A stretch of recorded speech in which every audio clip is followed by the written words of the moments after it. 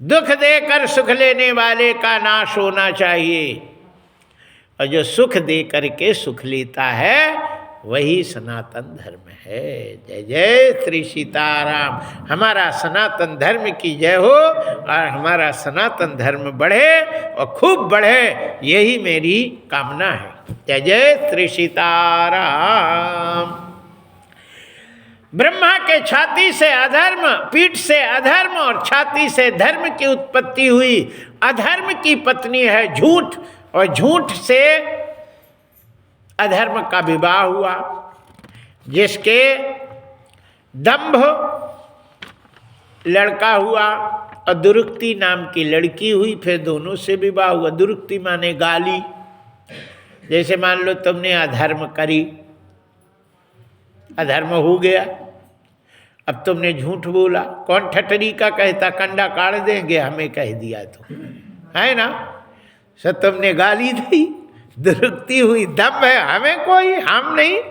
फिर क्रोध और हिंसा का जन्म होता है। अब गाली दोगे, बात कहेंगे, सो तुमने लठ ठुमक दोगे तो मर जाएगा, और फिर उसके यम यातना जोड़े का जन्म हुआ, नरक की उत्पत्ति हुई।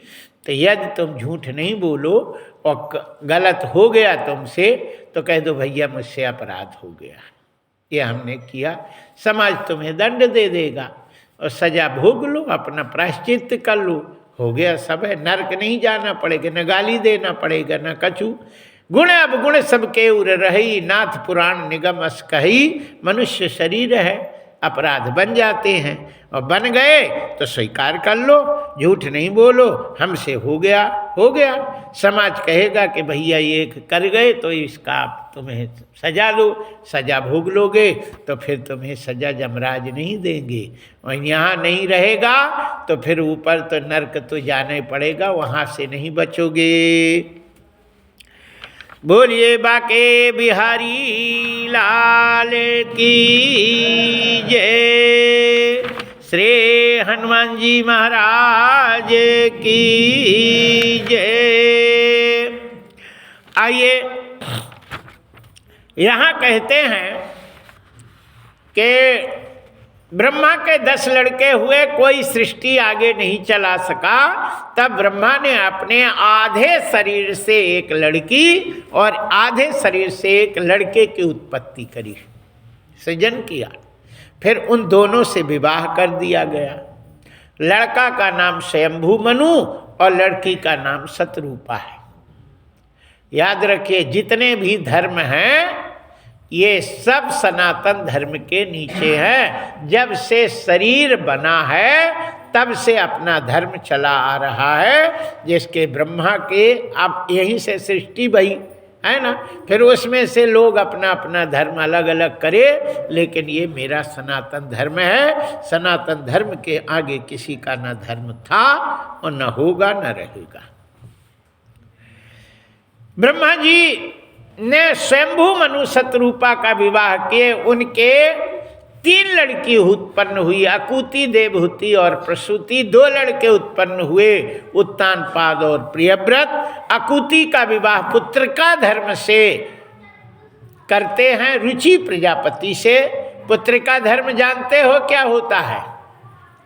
जिनके लड़की लड़की हो में लड़का ना हो तो लड़की, बड़ी लड़की का विवाह करे, और ये शर्त से करे कि बड़ी लड़की के जो लड़का होगा वो मैं गोद ले लूँगा। सो बड़ी लड़की का लड़का या अथवा दूसरी लड़की का लड़का जो भी हो, एक लड़का गोद ले ले, सो वो लड़के का गोत्र नाना का ही गोत्र हो जाता है। जब गोद ले लेता वही गोत्र, लड़की का गोत्र नहीं रहेगा, उसी का गोत्र हो जाता। फिर उसका गोत्र से वो लड़का को ये अग्नि भी देता है तो उसको पावन होता है।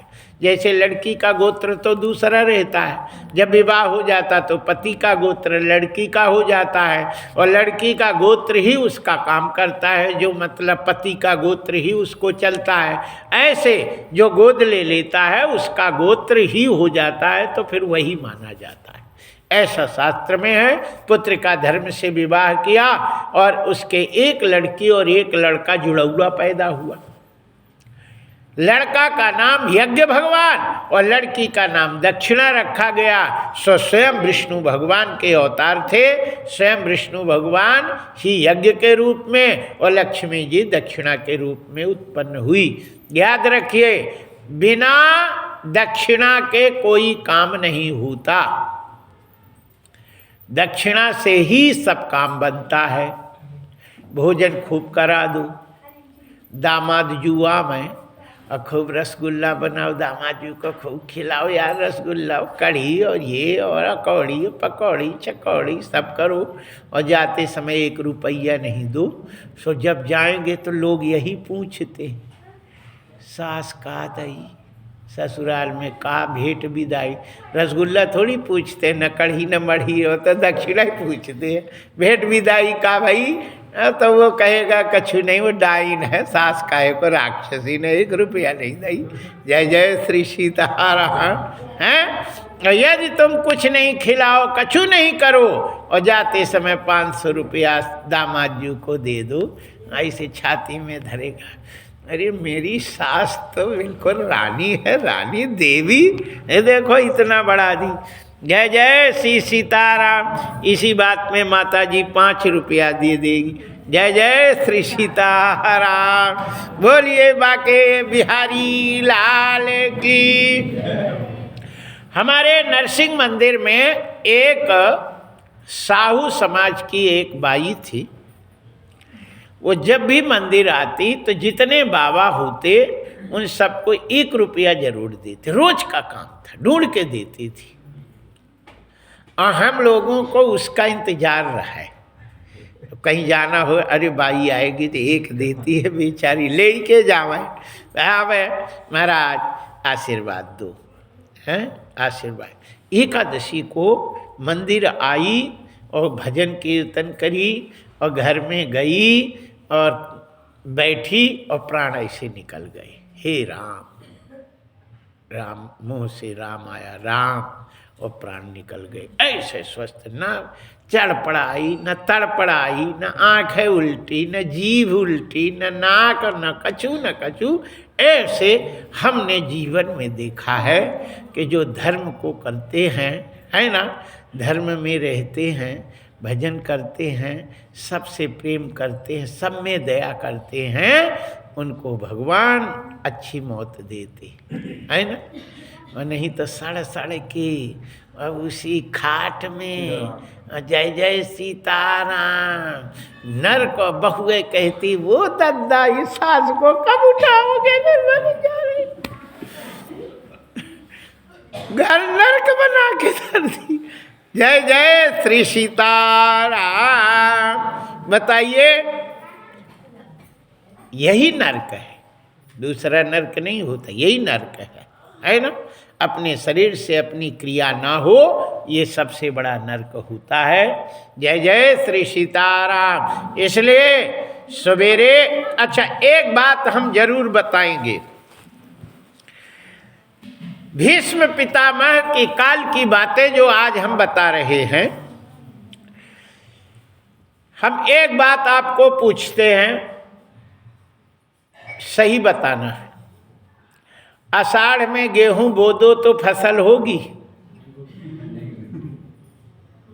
आषाढ़ में खूब जुताई दो ट्रैक्टर के, बढ़िया DAP डालो, खूब खाद डालो, यूरिया मस्को, और खूब बो दो बढ़िया नारी से गच गचा के। एक पौआ गनाज तुम गाह लोगे तो हम महात्मा नहीं जो कहोगे वो करेंगे, है ना। आषाढ़ में कुरीति में बोया हुआ अनाज पैदा नहीं हो सकता, बात सही है। फिर कुरीति में तुम्हारा काम कैसे होगा? नहीं होगा।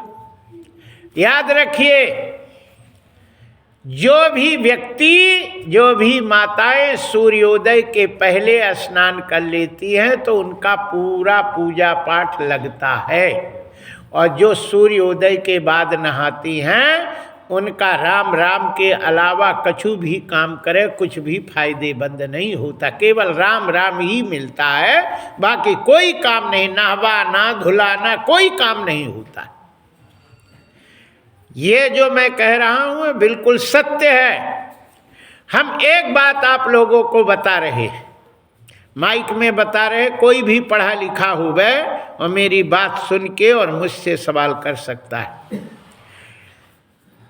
देवता प्राण प्रतिष्ठा के मंत्र वेद शास्त्र में कितने हैं? केवल 5। 5 देव के अलावा छठवें देव के प्राण प्रतिष्ठा का कोई मंत्र नहीं है। केवल 5 ही देवता हैं पंचलोकपाल। और 5 देवता कौन हैं? गणेश जी 1, सूर्य भगवान 2, शंकर भगवान 3 और विष्णु भगवान 4 और दुर्गा 5। ये 5 के अलावा छठवां देव की प्राण प्रतिष्ठा नहीं है। सीता के, रुक्मिणी के, राधा के जितने भी प्राण प्रतिष्ठा होती है दुर्गा मंत्र से होती। और विष्णु भगवान के जितने भी राम है कृष्ण है इनकी प्रतिष्ठा होगी विष्णु मंत्र से होती। और शंकर मंत्र से शंकर के जितने भी देवता हैं उन सबके शिव मंत्र से होती है। इसके अलावा कोई मंत्र कहीं लिखा हो तो हमको बताना। एक बात हम आपको बताते हैं कि बिना नहाए मंदिर में जाना चाहिए, मूर्ति छूना चाहिए? छूना चाहिए? नहीं छूना चाहिए। ये बात जानते हो पक्की? फिर सूर्य भगवान जब उगते हैं और तुम बिना नहाए उठे तो उनका किरण तुम्हारे पे पड़ा तो भगवान छू लिए कि नहीं? और जब भगवान छू लिए तो तुम्हारा कल्याण कैसे हो सकता है?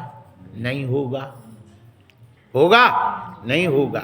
याद रखिए, मैं डंके के चोट में कहता हूं, भागवत जी यहाँ सारे देवता विराजमान हैं। मैं झूठ तो कभी कभी बोलता हूं लेकिन व्यासपीठ में नहीं बोलता, सत्य बोल रहा हूं।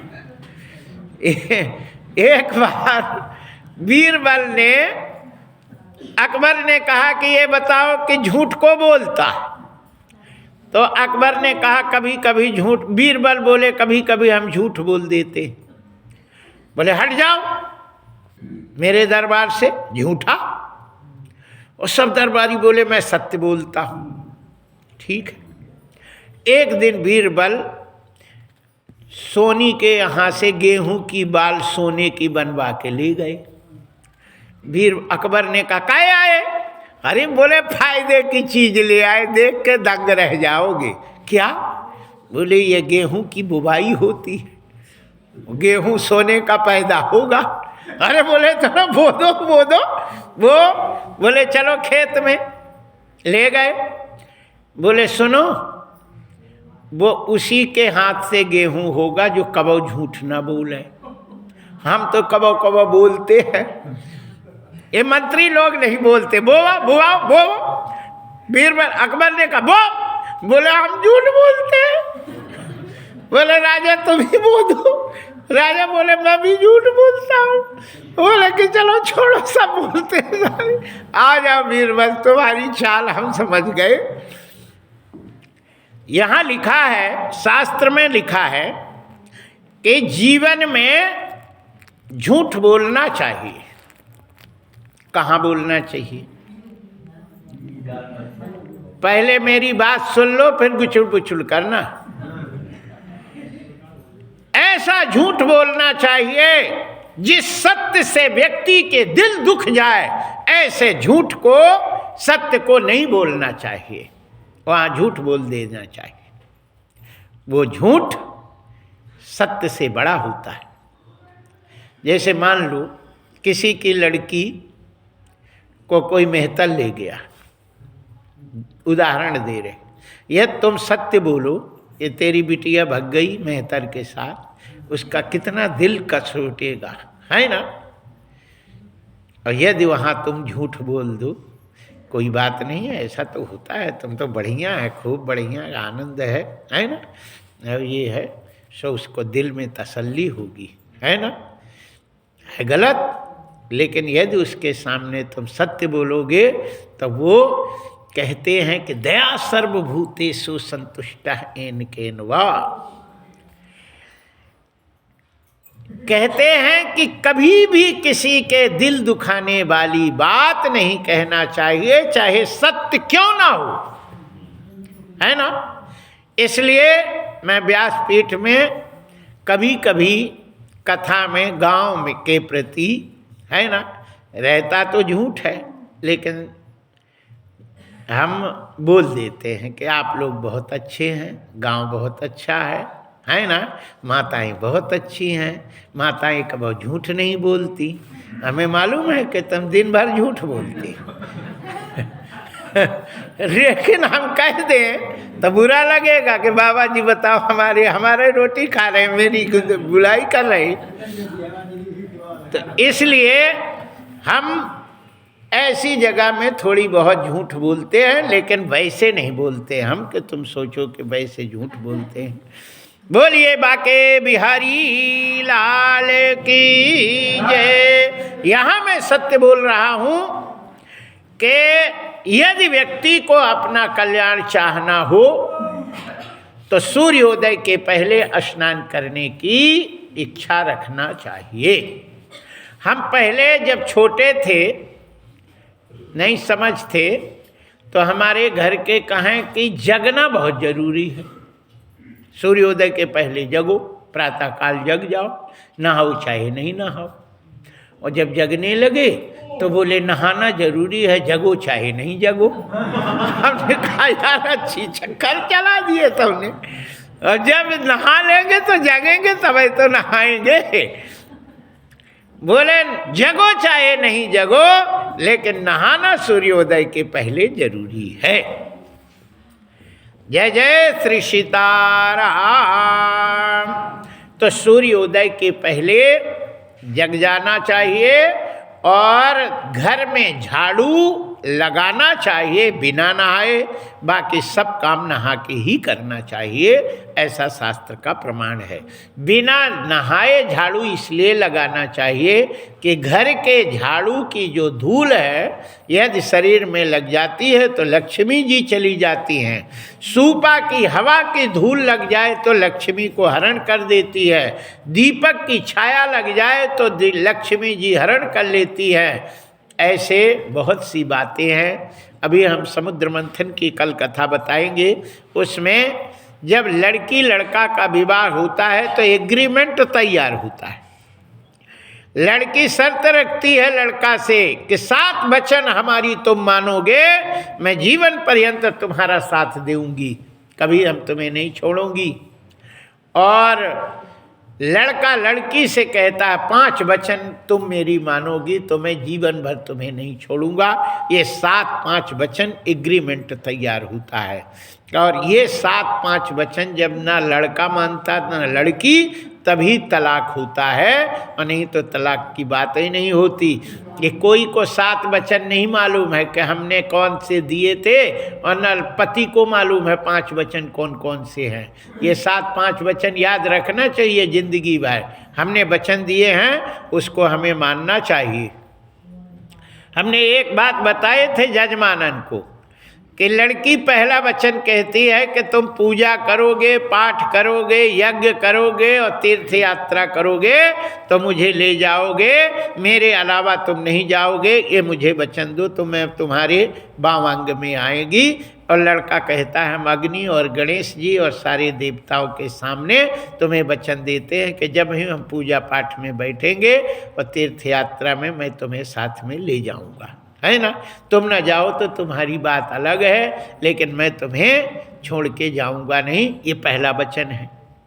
इसलिए पूजा पाठ में अकेले नहीं बैठना चाहिए। पत्नी को जब तुमने भगवान के सबके सामने कह दिया तो पत्नी को साथ में बैठा के ही करना चाहिए, ये शास्त्र का नियम है। और जिनकी शादी ना हो गए अब वो कहाँ से ढूंढ है ना, बचने ही नहीं दिए हैं।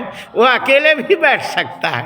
एक की शादी नहीं हुई और वो कहे महाराज हमें बैठना है, हम कौन से गठजोड़ा किससे बात है। हमने कहा मूर्ख, तुमने कौन वचन दिया है? तो कोई वचन नहीं दिया है, तो बैठ सकता है ना। जो साधु संत है उन्हें बैठने में कोई दोष नहीं, यदि वचन दे दे तो उसे मानना चाहिए। जय जय श्री सीताराम। बोलिए बाके बिहारी लाल की जय। हरिशरणम। यहाँ कहते हैं कि कोई भी काम करे तो पूजा पाठ करे तो सूर्योदय के पहले स्नान कर ले, तो सब काम, फिर कभी भी पूजा करे सब लगेगा। और नहीं ना स्नान करता है तो फिर वो कोई लगता नहीं है ना। काम तो होता है लेकिन उसका फल नहीं मिलता है। जैसे हमने बताया गेहूं का बोने का काम सब लगत लगेगी लेकिन उसका फल नहीं मिलेगा। वैसे ऐसे ब्राह्मणों को चाहिए कि जो ब्राह्मण 4 बजे उठ करके गायत्री मंत्र का जाप करता है तो उसे जाप का फल मिलता है, और नहीं सूर्योदय के बाद यदि उठता है तो उसके जाप का फल नहीं मिलता है। और चाहे कुछ नहीं, जैसे बाँझ गाय को भूसा और गाय को खूब खिलाओ तो खिलाने का पुण्य तो मिलेगा लेकिन दूध नहीं मिलेगा, है ना। उसका जो दूध है दही है, बाँझ को खिलाओगे क्या मिलेगा। ऐसे नियम बेनियम काम करने पर बाँझ को गाय खिलाने के समान ही उसका क्रिया होती है। जय जय श्री सीताराम। हरिशरणम। आइए यहाँ हम आपको बताते हैं कि पूजा करे सब चढ़ावे और दक्षिणा नहीं चढ़ावे तो पूजा का फल भी नहीं मिलता। और हमारी चौरसिया समाज में ये बात तो है। माताएं आती हैं जल चढ़ाएंगी और कछु अन्न भी ले आती हैं और रुपया भी चढ़ाती हैं, है ना। पुजारी जी के यहाँ ऐसे टन बोलता है तो हमें समझ में आ जाता है कि गिरा। जय जय श्री सीताराम। तो कुछ ना कुछ दक्षिणा चढ़ाना चाहिए तब उसका फल मिलता है। ऐसे किसी ब्राह्मण को भोजन कराए और दक्षिणा नहीं दे तो उस भोजन का फल भी नहीं मिलता। और सीधा पत्ती देओ तो दक्षिणा ना हुए तो उस सीधा का भी फल नहीं मिलता, क्योंकि लक्ष्मी नहीं है ना। पति है तो पत्नी ना रहे तो फिर दिक्कत है। और पति की सेवा करे और पत्नी की नहीं करे सो पत्नी नाराज हो जाए तो रहोगी कहाँ। जय जय श्री सीताराम। इसलिए पत्नी नाराज नहीं होनी चाहिए, और चाहे दुनिया नाराज हो जाए तो घर बढ़िया चलता है। बोलिए बाके बिहारी लाल की। आइए दूसरी लड़की थी जिसका नाम है देवहूति। देवहूति का विवाह करदम से किया गया था और करदम जी विवाह के बाद तपस्या करने लगते हैं बैठे बैठे, और बाद में 1000 वर्ष के बाद उनका ध्यान खुला। देवहूति ने उनके स्नान की व्यवस्था बनाते, कथा बहुत लंबी है, शॉर्ट में बता रहे हैं क्योंकि समय कम रहता है। भागवत 6 घंटा चलनी चाहिए। क्या घंटा? 2 ही टाइम, 3 घंटा इस टाइम 3 घंटा उस टाइम, 6 घंटा, तब कछु कथा समझ में आती है ना। अब तुमने जो है थोड़ी समय, अब उस थोड़े समय में तो ऐसे कथा होगी।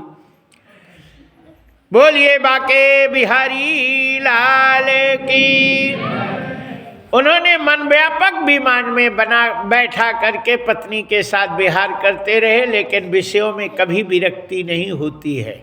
याद रखो, आगी में लकड़ी डाल करके आगी को तृप्त कभी नहीं की, बुझाया कभी नहीं जा सकता, कि बुझाया जा सकता। खूब कंडा डालते रहो, लकड़ डालते रहो, कहो आगी बुझ जाए तो कभी नहीं बुझेगी, वो भंभार लेगी, है ना, जलती रहेगी। इसी प्रकार भोजन करके भोजन से विरक्ति कभी नहीं मिलती, दारू पी के दारू से विरक्ति कभी नहीं मिलती है। ये जितना पिए उतने उसमें चॉइस बढ़ती जाती है, जितना भोजन करे वैसे ही उसकी इच्छा होती जाती है। विषयों का जितना सेवन करोगे उतना ही वो बढ़ता है, और आगे में जितना ही कंडा लक्कड़ डालो आगे उतनी ही बढ़ती जाएगी, कमेगी नहीं। फिर कमती कैसे है? मारने से ही उसकी विरक्ति होती है, मार के ही उस पे विजय प्राप्त किया जा सकता है ना। मन को मार के, और दारू कभी नहीं पिएंगे उससे हटाया जाता है, मन को मारना पड़ता है। इसी प्रकार जबरदस्ती है ना, आगे में लकड़ी कंडा नहीं डालो तो अपने आप बुझ जाएगी, है ना। उसका सेवन नहीं करो, उसको उससे अलग हो जाओ तो वो अपने आप फिर मर जाती है। जय जय श्री सीताराम। भोजन नहीं दो तो भूख अपने आप मर जाएगी, नहीं खिलाओ बैठे बैठे धीरे धीरे खत्म हो जाएगी, और रोज खाओ खिलाते रहोगे तो बढ़ती रहेगी भूख, थोड़ी मरती। इसलिए विषयों का सेवन जितना करोगे उतने उसका भाव बढ़ता जाता है। सेवत विषय विवर्ध जिम नित नित नूतन मार। कपिल देव जी यहाँ करदम जी ने कहा कि विषयों से कभी तृप्ति नहीं होती, मृत्यु तो आ जाती है लेकिन तृप्ति कभी नहीं हो सकती, इसलिए मारना पड़ता है। मन के मारे मन के जीते जीत है, और मन के हारे हार। मन से हार गए तो तुम हार गए, मन को जीत ले तो जीत गए।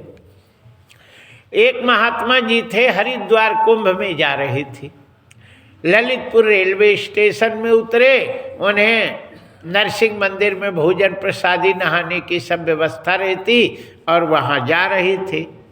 तो स्टेशन से बगल में पारासर की बढ़िया होटल है, और बढ़िया जलेबी गरम गरम निकल रही थी, गरम गरम जलेबी बढ़िया शुद्ध।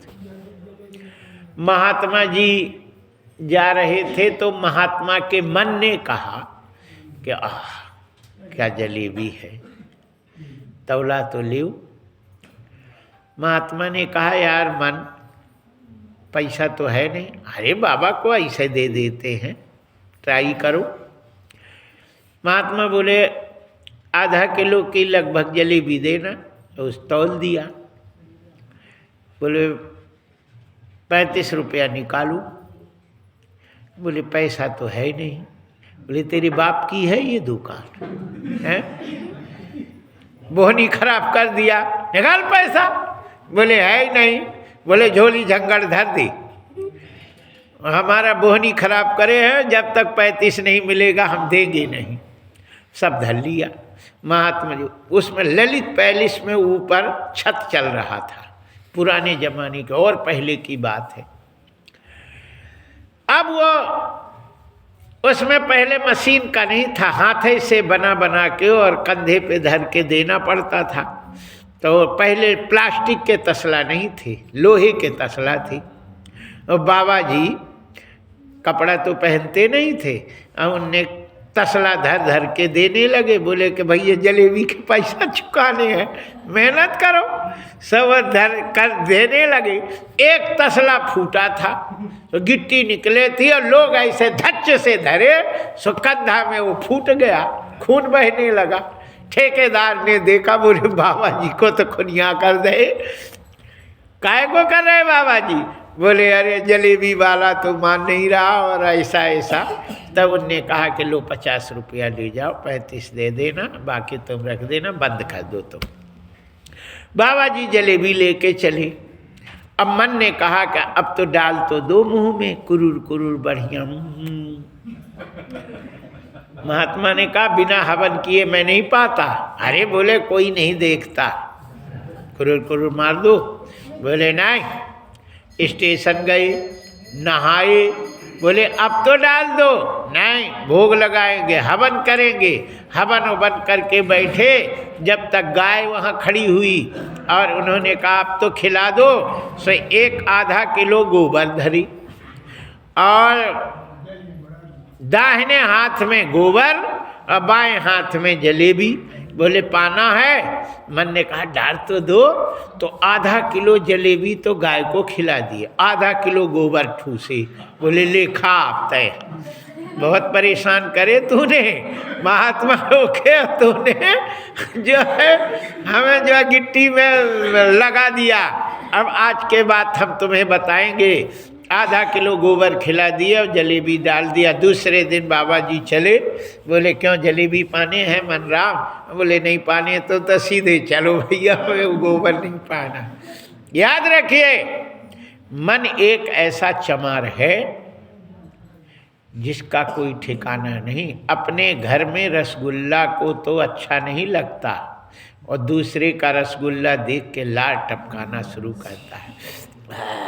क्या बढ़िया रसगुल्ला यार है। अरे मूर्ख, वही रसगुल्ला घर में है, वो तुझे अच्छा नहीं कहते। दूसरे के पत्र के बरा कितना अच्छा लगता है। एक ही जगह बना है बरा, और जब परोसा जाता है तो दूसरे के पत्री के बरा उसको अच्छे लगते हैं और अपने बरा अच्छा नहीं लगता। ये मन का काम है। याद रखिए जिसने मन को मार लिया है वही आगे बढ़ करके और जंग जीत लेता है, और जिसने मन के स्वतंत्र छोड़ देता है, मन के अधीन हो जाता है, उसको अनेक प्रकार के चमड़े की परख करनी पड़ती है। ये सत्य है। पूरे भागवत रामायण में केवल मन का खेल है। मन को ही जीतने के लिए ही रामचरितमानस बनाया गया है कि मन को जीत लो और राम के जैसे बनने की कोशिश करो और राम के चरित्र को अपने मन रूपी समाहित कर लो तो तुम्हारा जीवन। श्री राम जी जब रावण जी का वध किए उसी समय मंदोदरी आती है। मंदोदरी कितनी सुंदर थी, परम सुंदरी नारी ललामा। हम नहीं कह रहे, रामायण में लिखा है परम सुंदरी थी। और जब मंदोदरी आई तो राम जी ने उसके चरणों के तरफ देखते हैं और कहते हैं माता तुम्हें कैसे आना हुआ? मंदोदरी ने कहा राम भद्र तुम विजयी इसीलिए हुए, यदि तुम्हारे गुण मेरे पति में होता तो कोई भी माई का लाल रावण को मार नहीं सकता था। उसमें केवल यही कमी थी कि पर नारी में कुदृष्टि थी, तो यही उसके मौत का कारण है। याद रखिए रामचरितमानस में एक मूल बात हम आपको बता रहे। जब राम जी ने रामटेक में प्रतिज्ञा करी, महात्माओं के हड्डी खा खा के मांस खा के हड्डी का ढेर लगाए थे। सतीक्षण ने बताया कि ये सब मुनि महात्मा को खा के निश्चर हड्डी का ढेर लगा दिए। राम जी भावावेश हो गए और उन्होंने कहा निश्चर ही न करो मही भुज उठाए प्रण कीन, असकल मुनि के आश्रम ही जाई जाई सुख दीन। पत्नी कौन है? जो पति की गलती हो जाए तो उसको सुधारे, याद दे आप ये गलत कर रहे। सीता जी ने जब अकेले भई महात्माओं से अलग, तो सीता जी ने राम जी से कहा प्रभु करुणा निधान। बोले क्या है? बोले जानते हैं दो प्रकार के व्यक्ति का विनाश हो जाता है। कौन? जो पर नारी में कुदृष्टि रखता है और अकारण किसी से विरोध करता है, इन दोनों का विनाश होता है। आप पर नारी में कुदृष्टि तो नहीं करते, लेकिन आपने एक काम आज जरूर गलत कर दिया। निश्चरों से तुम्हारा कोई बैर नहीं था और आपने विनाश की प्रतिज्ञा कर ली। ये आपने गलत किया। आपसे कोई लेना देना है नहीं, है ना? अकारण किसी से विरोध करना ये भी विनाश का कारण है। राम जी ने कान पकड़े, बोले सीता मुझसे भाव विभोर होकर गलती हो गई, अब क्या करें। सीता ने कहा कि आप मेरे पति हैं और आप की प्रतिज्ञा पूरा करना मेरा भी कर्तव्य है, इसलिए आप चिंता नहीं करें। निश्चर विहीन की प्रतिज्ञा यदि आपने करी तो उसके लिए मैं भी आपका सहयोग देंगी। कहते हैं राम कभी झूठ नहीं बोलते। कुछ लोग कहते हैं कि जब पंचवटी में शूर्पणखा आई तो राम जी ने कहा कि सीतहि चितै कही प्रभु बाता, आहे कुमार मोर लघु भ्राता, मेरा भाई कुंवारा है। जबकि शादी हो गई थी, ये झूठ बोले, लेकिन राम जी ने झूठ नहीं बोला। इसका अर्थ है, अच्छा शूर्पणखा आके कहती है कि तुम सन पुरुष नमो सम नारी, असयोग विधि रचा विचारी।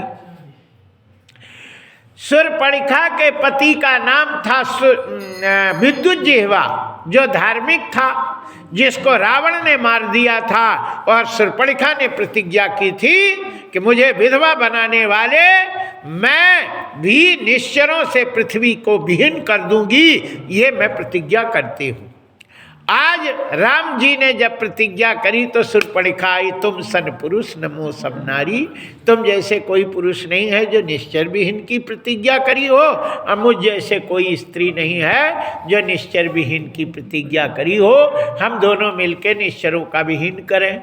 तो राम जी ने कहा कि मेरी प्रतिज्ञा तो सीता पूरा करेगी। सीता ही चितै कही प्रभु बाता, सीता ने कहा कि हम अर्धांगिनी हैं, मैं उसमें आपका सहयोग करेंगी, लेकिन मेरा भाई कुंवारा है, कोई प्रतिज्ञा नहीं किया है, उससे तुम जाओ तो तेरा काम वो बनाएगा। तो लक्ष्मण के पास गई तो लक्ष्मण ने कहा कि हम ऐसे कैसे कर दे, राम जी कहें तो हम करें। सो राम के पास आई, बोले वही करेगा तेरी, जा पुनः। फिर गई तो बोले कि अब क्या करें। तो लक्ष्मण ने कहा कछु कर। तब वो रास्ता निकले, तब उनने सीता को जैसे खाने को दौड़ी तो राम जी ने 4 अंगुली उठा के ऐसे कर दिया, बोले कि थोड़ा नाक कान में थोड़ा ही कर दूँ। अच्छा शूर्पणखा में बड़ी ताकत थी, कोई के नाक कान कोई औरत के काटो कैसे कटवा लेगी, हैं? वो भी जब है ना हिम्मत करेगी। बताओ कोई लड़ने में 2 घंटे 3 घंटे लगते, और इतने में लक्ष्मण ने कछु नहीं किया, सीधे नाक कान काट दिया। मतलब उसने खुआ कर दी, खड़े होके ऐसे थोड़ी पुछवा दी। जय जय श्री सीता, मानो चुनौती दे दी गई। जय जय श्री सीताराम। राम कभी झूठ नहीं बोलते, और जो भी व्यक्ति ऐसा दिमाग में करते उन्हें बहुत बड़ा पाप लगता है। राम द्विर न भाषति मर्यादा पुरुषोत्तम राम जी हैं, कभी झूठ नहीं बोलते। राम जी तो भाषा आपको समझ में ना आए तो उसमें राम जी की गलती नहीं है, तुम्हारी गलती है। बोलिए बाके बिहारी लाल की जय। आइए श्रीमद् भागवत महापुराण में हम आप लोगों को बता रहे थे कि श्री कपिल देव जी यहाँ करदम जी ने 9 लड़कियों को उत्पन्न किया। बाद में एक लड़का कपिल देव जी के रूप में स्वयं पार ब्रह्म परमात्मा अवतार होते हैं, और 9 लड़कियों का विवाह 9 ब्रह्मा के लड़कों से करते हैं। जिसमें पहला लड़की थी कला नाम की लड़की, ब्रह्मा जी के मरीचि से उनका विवाह किया, जिनके 2 लड़के होते हैं कश्यप जी और पूर्णिमा। कश्यप जी के दक्ष के 13 लड़कियों से विवाह हुआ था, जिसमें सबसे बड़ी लड़की थी जिसका नाम था अदिति। अदिति के 12 पुत्र होते हैं। उन 12 पुत्रों में सबसे छोटे वामन भगवान हैं, जो राजा बलि को छले थे, जिनकी कथा मैं आप लोगों को कल बताऊंगा। दीति दूसरे नंबर की थी। दीति के पुत्र 2 होते हैं, हिरण्यकश्यप और हिरणाक्ष, जो बहुत बड़े राक्षस थे।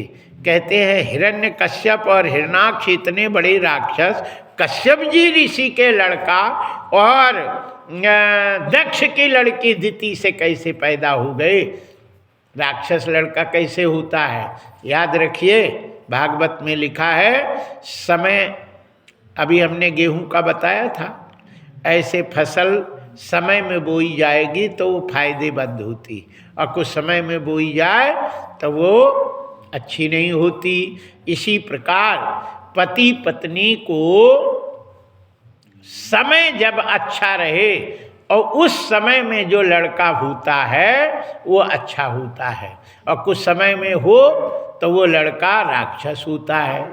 ये मेरे समझ में नहीं आया। कश्यप श्री परीक्षित पूछते हैं तो कश्यप, यहाँ श्री सुखदेव जी महाराज कहते थोड़ी सी कथा करके आरती करेंगे। 10 बज चुके हैं, 10:15, 10:15 हो गए। जय जय श्री सीताराम। 5 मिनट की कथा में हम आपको बताते हैं लड़का राक्षस कैसे होता है। कहते हैं 4 खल कर्माणि संध्या काले विवर्जिता, 4 काम संध्या काल नहीं करना चाहिए। याद रखिए, बड़ा सौभाग्य है कि यदि मंदिर में रहने को मिले, है ना, मंदिर के आसपास रहने को मिले, ये बड़ा भारी सौभाग्य मिलता है। और दूसरी चीज, प्रभात फेरी जहाँ निकले, है ना, और उस समय भी लोग सोते रहे, इतना बड़ा दुर्भाग्य है कि पूछो मत, है ना। इसलिए प्रभात फेरी सुन के दरवाज़ा खोल देना चाहिए और सबको जग जाना चाहिए और राम राम जपना चाहिए, भगवान का भजन करना चाहिए, तब उसका कल्याण होता है। नहीं सीधे नरक की आय बनती है सीधे, है ना। 4 काम संध्या काल नहीं करना चाहिए। कश्यप जी कहते हैं, संध्या काल में कश्यप जी अग्निहोत्र कर रहे थे, 4 बजे हुए थे, सूर्य डूबने को था। उसी समय उनकी पत्नी श्रृंगार करके और कश्यप जी के पास गई और कहती है कि रंभाप्यु मतंगज, जैसे केले के पेड़ को हाथी तोड़ देता है वैसे ही ये कामदेव मुझ अबला पर जोर जता रहा है, मुझे पुत्र दीजिए। कश्यप जी ने कहा देख तो 3 मुहूर्त रुक जा, है ना। सूर्य डूबने के 3 घंटा तक, है ना, गृहस्थ का काम नहीं करना चाहिए, भक्ति पूजा करना चाहिए। और सूर्य उगने के 3 घंटा पहले कोई गृहस्थी का काम नहीं करना चाहिए। 3-3 घंटे का पहर होता है, तो 3 चौको 12 घंटे की रात और 12 घंटे का दिन कहा गया है। तो सूर्य डूबने के 1 पहर 3 घंटे के बाद मैं तेरा प्रिय कार्य करूँगा। 3 घंटा रुक जा, मैं घड़ी छोड़ो, मैं घंटा में बता रहा हूँ। कश्यप जी कहते हैं कि इस समय सूर्य, ये शंकर भगवान अपने गणों को लेकर और लक्ष्मी जी और ब्रह्मा जी घरों घर घूमते हैं, और ऐसा काम करे तो पुत्र राक्षस पैदा होता है। तो 4 काम क्या क्या नहीं करना चाहिए ये बताते हैं, ध्यान दे के सुनो। 4 खल कर्माणि संध्या काले विवर्जिता, 4 काम संध्या काल नहीं करना चाहिए। नंबर 1, सोना नहीं चाहिए। जो सूर्योदय के समय सूर्यास्त के समय सोता है उसको क्या नुकसान होता है? बोले लक्ष्मी जी उसको छोड़कर चली जाती है। याद रखिए, कुत्ता और सूअर भी पेट भर लेता है, कुत्ता भी सूअर भी पेट भर लेता है, लेकिन अच्छे से रहना वो अलग बात होती है। इसलिए सूर्योदय के पहले कभी भी सोना नहीं चाहिए, सूर्योदय के बाद तो सोना ही नहीं चाहिए, उसके पहले जग जाना चाहिए। तो जो सूर्योदय के समय सोता है उसके घर से लक्ष्मी विदा हो जाती है। नंबर 1। दूसरा, भोजन नहीं करना चाहिए, जो भोजन करता है उसको भयंकर रोग पैदा होता है। नंबर 3, पढ़ना नहीं चाहिए, जो पढ़ता है वो जल्दी मर जाता है। और नंबर 4, स्त्री प्रसंग नहीं करना चाहिए, और जो स्त्री प्रसंग करता है उसको राक्षस पुत्र उत्पन्न होता है, ऐसा कश्यप जी ने दिति से कहा। दिति ने कहा, बड़े आए तुम हमें ज्ञान बताते रहते, वो कपड़ा पकड़ के खींचती हैं, और उस संध्या काल के ही हिरण्यकश्यप और हिरण्याक्ष राक्षस पुत्र उत्पन्न हुए, जिसको विष्णु भगवान ने 12 रूप में हिरण्याक्ष को नरसिंह भगवान के रूप में हिरण्यकश्यप का वध करते हैं। यहीं के साथ यहाँ कथा विश्राम। कल आगे की कथा हम आपको बताएंगे। कल भगवान श्री कृष्ण का जन्मोत्सव होगा, और माताओं से निवेदन है कि हमारे भगवान जो हैं, एक घर से पेट नहीं भरता है ना, और बाबा जी का भी एक घर से पेट नहीं भरता। ये दो ही चीज़ों की बड़ी विचित्रता है ना। 10 घरों से जब विचित्र चीज़ें आती है तो वो स्वाद से पाते हैं, ऐसे ठाकुर जी हैं। तो कल कृष्ण का जन्मोत्सव मनाएंगे। सब माताएं कल से अपने घर से कुछ ना कुछ जरूर भोग प्रसादी ले आएंगे। कल लड्डू भी चढ़ेगा, है ना, और जो भी अपनी इच्छा हो वो यहाँ भोग लगेगा, और फिर प्रसाद में रूप में आप सब लोगों को बटेगा। कल कृष्ण जन्मोत्सव होगा और सभी लोग आएंगे। कल के जजमान हमारे एक भगत जी हैं, जो क्या नाम है उनका, सुशील ऐसे कछु नाम है, सुनील। और कल वो आज के हमारे ये हैं, कल के सुनील है, परसों के एकादशी है, तो एकादशी के भी 56 भोग है, उसके भी एक जजमान होंगे। और फिर नरसों तुलसी शालिग्राम विवाह होगा, तो तुलसी का गमला यहाँ है ही है, और एक जजमान जिसमें लक्ष्मी जी के सब श्रृंगार भी ले आना पड़ेगा। अभी तो अपन तो शुरू कर दिए थे, है ना, तो वो तो भी हो जाएगा। और फिर सुदामा चरित्र 13 तारीख को अपने 14 से उस दिन पूनो भी है, सवेरे ही 14 से फिर पूनो पूरे दिन है। उसी दिन होली जलेगी। वो कहते हैं पूनो के दिन यदि कोई एक रोटी भी खिलाता है तो उसे करोड़ फल प्राप्त होता है। इसलिए हम यही सोचेंगे कि आप सब लोग जितने भी कथा सुनने आ रहे हैं वो मैं परिवार के साथ यही भोजन करें। घर में तो पाते हैं आप लोग कि नहीं, भूखे तो कोई रहता नहीं, कि रहता है, बोलो, सब घर में पाते हैं। और यदि यहाँ हमारे अवध बिहारी के भगवान के सामने आप परिवार के साथ पाले तो बहुत अच्छा होगा। अपने अपने घर से जो घर में बनाते हो ये सामूहिक यहीं बन जाए।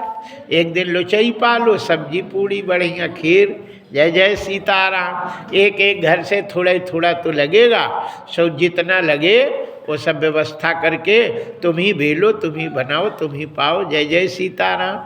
और तुम्हारे साथ हम भी पालेंगे। बोलिए बाके बिहारी, हमारे बाके बिहारी के, अवध बिहारी के, हनुमान जी के, तुम सबके घर के इस पावन ये फागुन का महीना जो अदिति ने पयोव्रत किया था, वामन भगवान प्रकट हुए थे, वो यही समय है। वो पयोव्रत का जो समय है वो फागुन के कृष्ण पक्ष अमावस से और पूर्णों तक का ही ये व्रत था, जिससे वामन भगवान प्रकट हुए। वामन भगवान ये व्रत जो करता है, लड़का बच्चे किसी बंधन में हैं, कोई दुख तकलीफ है, वो सब चला जाता है। इस दिन जो नियम कर लेता है, कुछ कर लेता है, तो आप लोगों को मौका मिला है और ये बहुत अच्छा समय है। इसमें कंजूसी नहीं करना, हमें तो तुम 1 रुपया नहीं देना, कछु नहीं करना, लेकिन सब माताएं यहीं पे अपने लड़का बच्चे के साथ, परिवार के साथ यहाँ पाले। जो कथा सुनने आती हैं वही अपनी व्यवस्था कर ले, यहीं पाले, ठीक है ना। और जो सो रहे हैं अपने नहीं हैं, सो उनकी कोई बात नहीं है कि नहीं। और सब आ जाएं तो हमें और खुशी है, कोई दिक्कत नहीं है कि नहीं। यहाँ कोई चंदा किसी से मांगा नहीं गया है, किसी के कुछ कहा नहीं गया है। बाके बिहारी, अवध बिहारी और हनुमान जी की कृपा से हो रहा है। तो ये हमें तो अवध बिहारी और हनुमान जी और भोलेनाथ हमारी दक्षिणा देंगे, है ना। और आप लोग यदि इनको मानते हैं तो आप लोग इनको भोग जरूर लगाएं और सब यही प्रसाद पाएं। ये मेरी इच्छा है, ये मैं अपनी इच्छा बता रहा हूँ। और तुम्हें नहीं पाना है, घर के अच्छे लगते हो तो घर के पाओ, यहाँ भगवान के नहीं लगाओ भोग, ये तुम्हारा काम है। जय जय श्री सीताराम। हम न दुखी होंगे न सुखी होंगे, लेकिन यहाँ पाओगे तो हम प्रसन्न बहुत होंगे। जय जय श्री सीताराम। हरिशरणम। भगवान के यहाँ इस होली के उत्सव में, होली के पूर्व पूनों को यदि ऐसा काम होता है तो ये समझो कि मनुष्य के जीवन का बहुत बड़ी उपलब्धि है ना। हाँ, होली के दिन यदि ऐसा काम हो जाए तो बहुत बड़ी उपलब्धि है। इसी के साथ कथा विश्राम। जय जय।